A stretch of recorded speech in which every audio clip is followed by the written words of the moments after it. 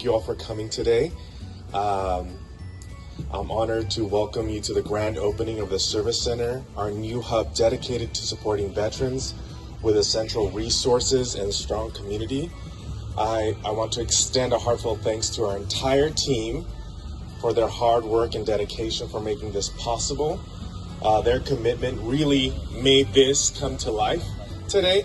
I want to introduce Michael Diaz, our site program manager, Taylor, our clinical program manager, and the rest of our team.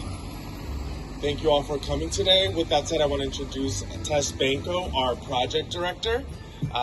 Tess, come on up. Woo! It's a little uneven there. Thank you everybody for joining us today. It's really exciting to have you all here.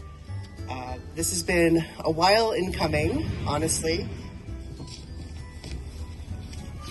And you can see off to the left next to us, Building 300.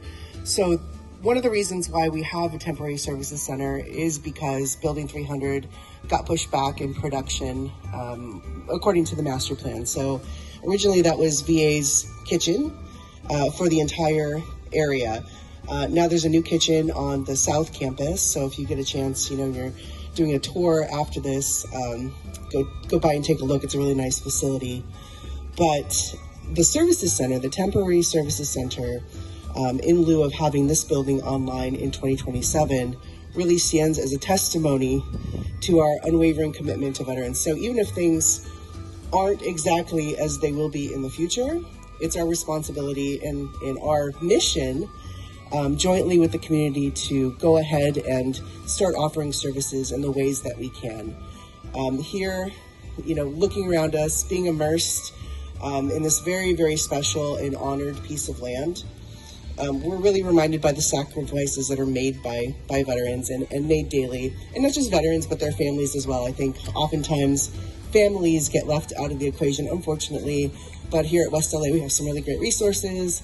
The Veteran Family Wellbeing Center, there's Tom Babion who runs that, and partnerships with the different VA sections that surround us. So one of the things that makes this place really, really unique is that we are on a VA facility. So we have subject matter experts surrounding us daily, and part of our mission at the Services Center, in the midst of all of this incredible change that we can see just rolling by us right now, and all of the new housing that will be coming to fruition, is to go ahead and start working towards the community as it will be in the future, and taking small steps into larger steps, and then finally arriving where we expect to go in the future. Currently on this campus, a lot of people don't know that there's about almost 1,000 veterans every day who live here actively. We tend to talk about the campus in terms of buildings that have opened, so enhanced use leases through the master plan, which is the redevelopment plan for this community. They host and they hold right now about 233 veterans. There's some more units that have just opened up, but across all the different programs in all the different sections of VA here, there are up to almost 1,000 veterans, and that's not counting those veterans and family members, community members who come and they visit the campus daily. So the center will work in conjunction with the different resources and amenities that are already on this campus.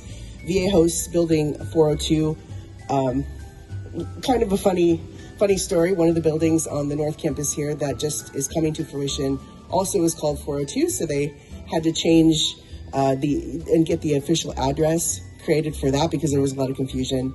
But Building 402 is officially the VA's Welcome Center for Unsheltered Veterans, and really anyone who needs a resource on the South Campus. So the Services Center will be working in conjunction with Building 402 and the many VA resources that I mentioned previously. And it's going to be a hub for services, so pulling out a microcosm of the services that will exist in Building 300 and enacting them now. And those are things like employment. We have a employment station set up. US VETS has a great employment program, but we're also partnered with VA Compensated Work Therapy and other veterans programming. So as you can see, this community is going to be huge. There's a lot of need here, but there's also a lot of really great community partners who can come in and help to fill those gaps. So really what we see with the community center is a place where veterans feel at home. Family members also know that they're welcome when we have resources for them. Pretty soon, up in building 402, there's 12 two-bedrooms that are going to come online. That's a first for this community, right? 2 bedrooms, definitely families living here on the campus. So really important to us to add that element as well. We also have housing navigation through our team. So we have an outreach coordinator who works to bring veterans into housing. We're really actively working on the stand down that's going to be happening this upcoming Monday, and working with other community members. It really truly is a partnered event, and those are the types of things that we're hoping to incorporate and continue to incorporate out of the service center. So we did kind of a soft launch previously. We did some courses and initiatives. We worked with VFWC, we worked with Brentwood School, arts programming and literacy, and we've done employment fairs for veterans who want to work on the campus doing construction. There's quite a few skilled tradespeople that live in these buildings. There are all kinds of opportunities for partnership within the services center. So when we do our tour, you all will see we have a training room in there that hosts up to 15 to 20 veterans with the tables in there. A little over 45 with just the chair setup. And we do welcome partnerships. So if anyone's interested in coming by, doing some joint programming, we held a women veterans ice cream social there. So bringing the women veterans community together as well, which is growing. In building 207, which is the first building of the Veterans Collective, which is the partnership that brings US VETS West Los Angeles here. There were 2 women, right? And so in the other buildings, about maybe 10 to 12, in the Oasis program, bringing together those women as well. So really cultivating and creating community in a very intentional way here, and looking at the gaps and cracks, which is also a really important piece of it. Overarchingly, we're really guided by veterans' needs and the resources and services that they're saying that they need. There was a survey done recently where we've taken that feedback and we are actively building programming around that survey. So it's not just a temporary services center.